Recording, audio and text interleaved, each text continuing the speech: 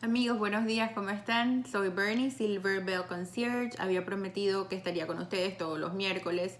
Desafortunadamente no pude hacerlo ayer. Hoy estoy por eso aquí de nuevo con ustedes compartiendo acerca del concepto de inteligencia emocional y el origen o las primeras menciones de el concepto como tal y un poquito acerca de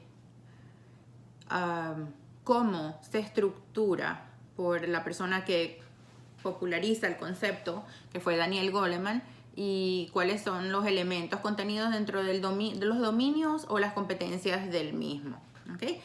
Primeramente, quiero compartirles que la primera mención fue en 1985 por Wayne Payne, quien decidió titular su tesis de grado de la siguiente manera. Es un poco largo, voy a leerlo. Desarrollando inteligencia emocional, un estudio de la emoción, un estudio sobre la emoción, desarrollando inteligencia emocional, la integración del ser relativo al temor, al dolor, al deseo, la teoría, estructura de la realidad, resolución de problemas, contradicción, expansión, conectarse, desconectarse y dejar ir. Ese fue el título que él le dio a su tesis de grado y es la primera mención del concepto como tal. ¿Okay? Luego, en 1990, los psicólogos Peter Salovey y John Mayer acuñaron el término en un artículo que publicaron, un artículo que es como un icono acerca de inteligencia emocional, lo publicaron en el diario Imaginación, Cognición y Personalidad. El artículo obviamente se llama, o sea, se denominó inteligencia emocional. Ellos también definen o definieron inteligencia emocional como la habilidad de poder monitorear los sentimientos y emociones personales, así como la de los demás, para usar este conocimiento en el desarrollo del pensamiento y de las acciones. ¿Okay?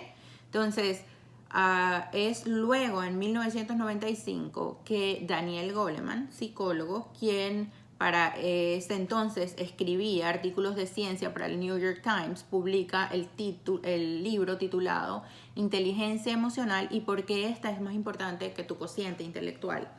Él se tomó el trabajo de como organizar o de estructurar la inteligencia emocional en 4 dominios o competencias denominadas: primera, conocimiento del ser; luego, manejo del ser; conciencia social y manejo de relaciones.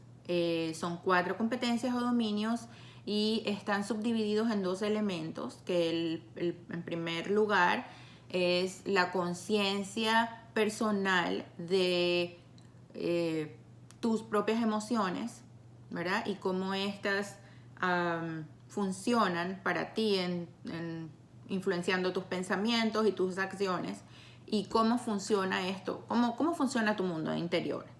¿Okay? En segundo lugar, el manejo del ser incluye el dominio personal, el dominio propio, o autocontrol, adaptabilidad,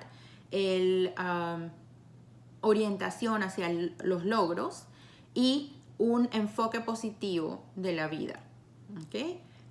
Luego, en la conciencia social, lógicamente la empatía forma parte de la lista de elementos en primer lugar, y luego una conciencia de comunidad o una conciencia organizacional, si es aplicado en el mundo de los negocios, o una conciencia del medio ambiente, ¿verdad? Luego, en el manejo de relaciones, el primero es la habilidad para tener influencia sobre los demás, la habilidad para ser un entrenador o un mentor para otras personas, luego la habilidad para manejar conflictos, la habilidad para trabajar en equipo, y por último, la habilidad para ser un líder inspiracional. Básicamente, esas son las 4 competencias y los 2 elementos como Daniel Goleman organizó el concepto de inteligencia emocional. Entonces,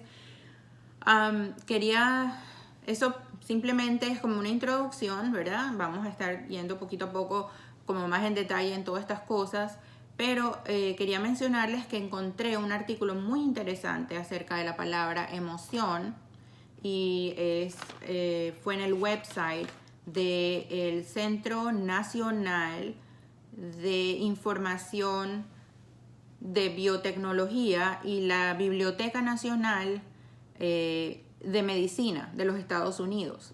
¿Okay? El artículo se titula Emoción, la historia de una palabra en crisis. Es por Thomas Dixon y básicamente él hace una línea histórica de cómo de dónde salió la palabra emoción, cuál es el origen y cómo se le ha tratado a través de la historia humana por pensadores y filósofos, etcétera, hasta llegar a la psicología moderna, right?